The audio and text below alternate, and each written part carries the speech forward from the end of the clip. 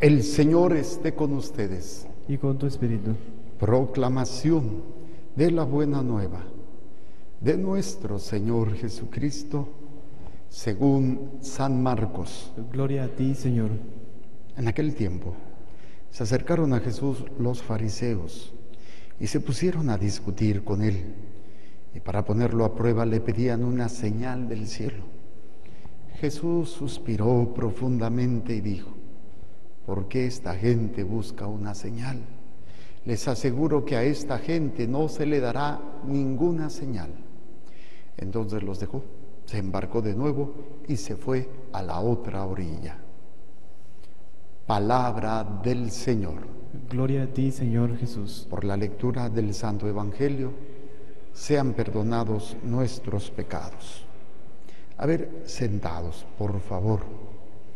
Hay un planteamiento interesante en el libro del Génesis, y es el hecho de un hombre que le ofrece a Dios su ofrenda y no es agradable a Dios.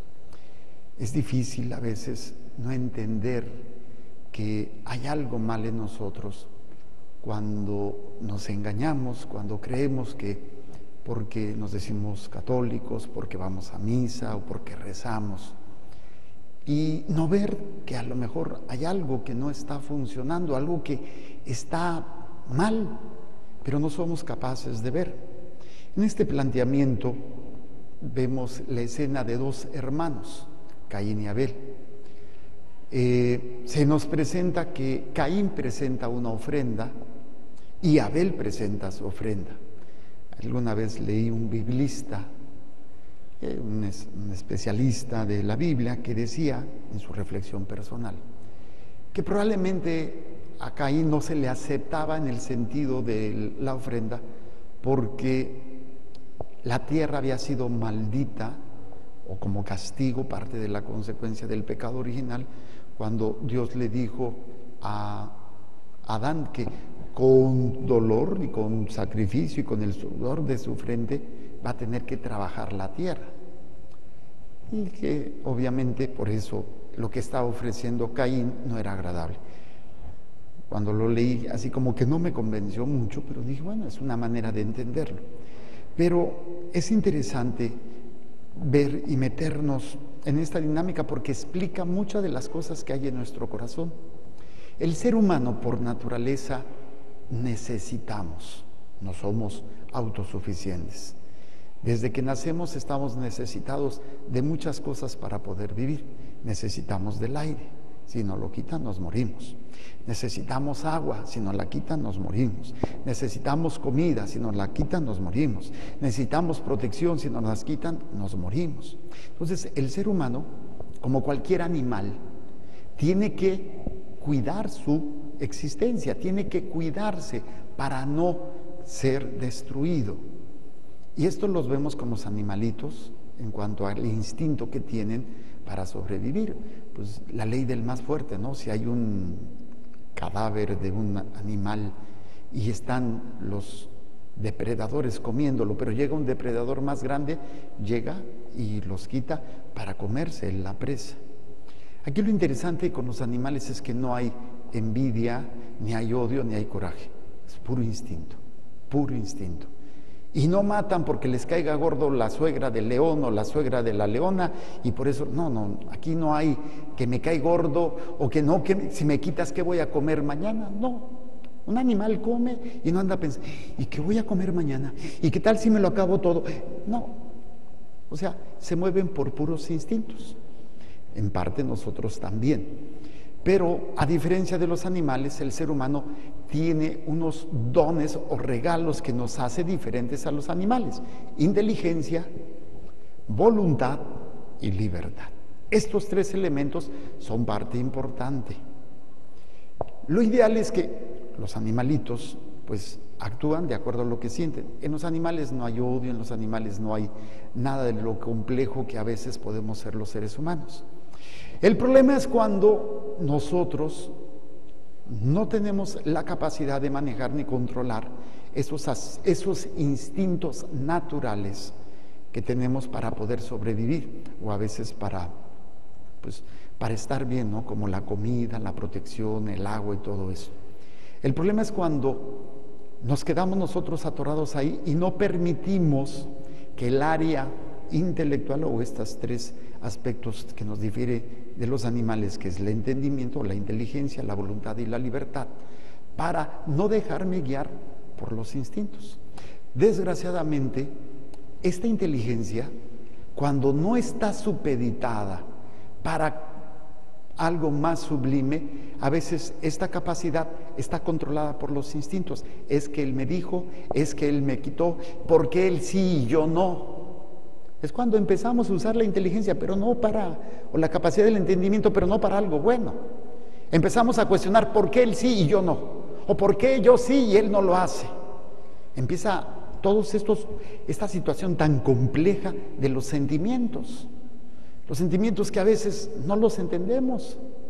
Y el problema no solamente que no los entendemos, sino que a veces nos complican tanto la existencia que llegamos a sentir un vacío que nosotros queremos llenar a cualquier costo. Es el caso de Caín y Abel. Caín y Abel hacen lo mismo. Uno es agradable a Dios, el otro no. Y el otro, en lugar de ver, bueno, ¿qué está mal en mí? Que sería lo lógico. ¿Por qué él sí y yo no? Y viene la envidia, viene el coraje, viene el odio, viene todo esto y viene la consecuencia, que es el asesinato.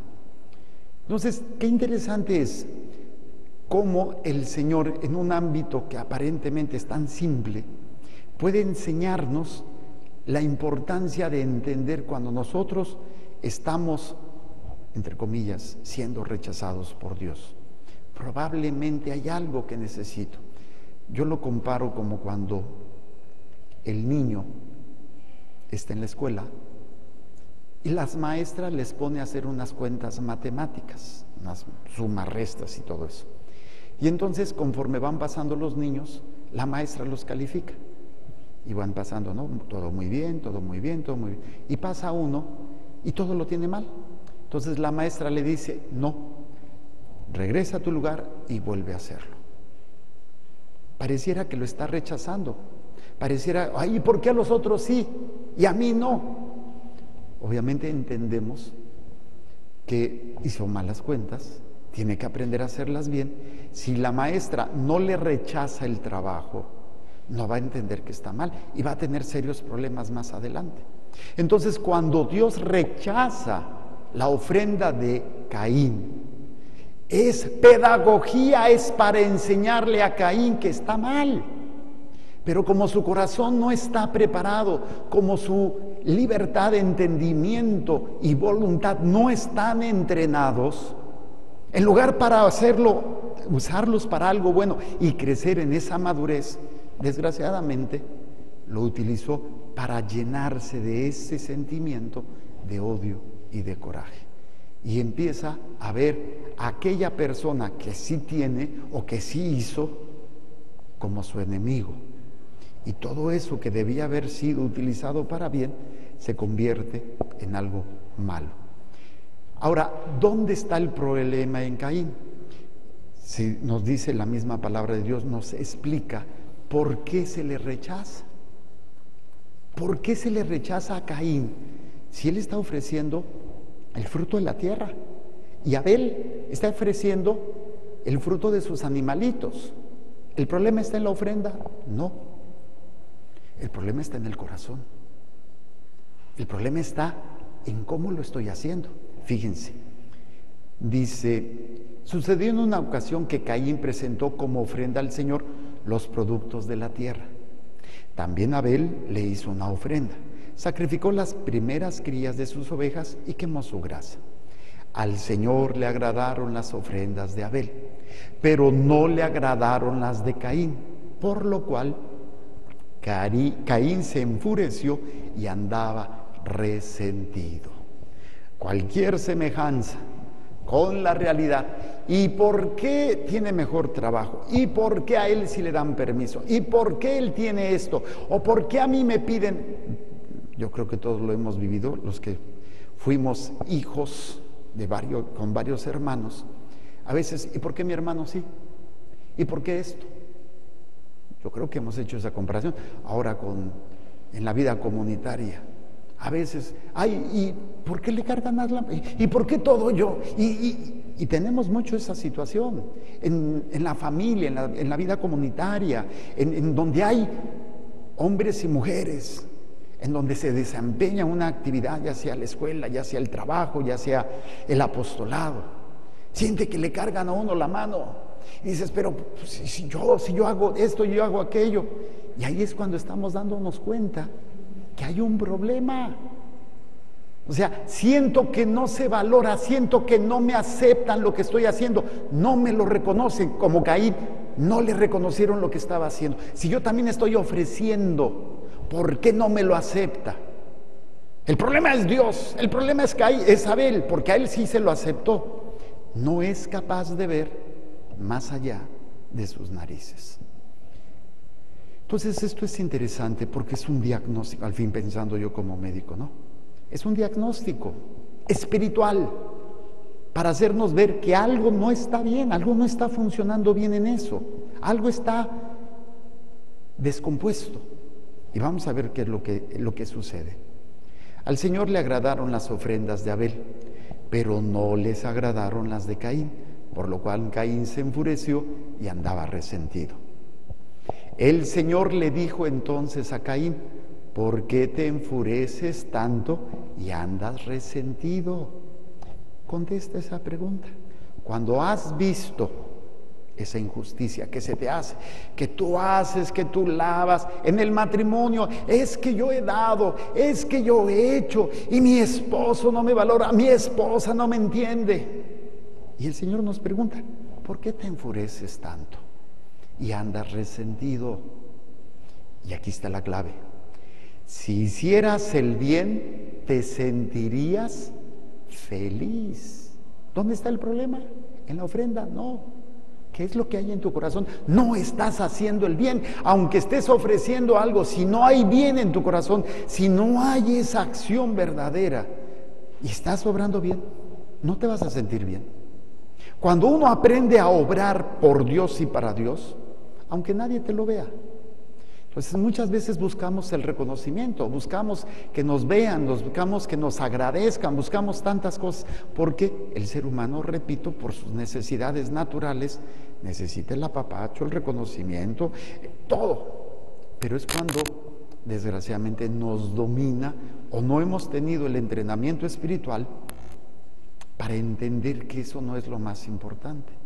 Caín, desgraciadamente, tenía esa situación. Ya vemos muchos Caínes que todavía vemos lo que no se nos reconoce y nos enojamos. Y lo primero que deberíamos de pensar es: si me estoy sintiendo así, es que estoy mal, ando con problemas, no estoy obrando bien. O sea, todavía Dios le está haciendo ver a Caín el por qué no está él bien y el por qué su ofrenda no es buena. Ustedes recuerdan ese pasaje de Jesús que está hablando.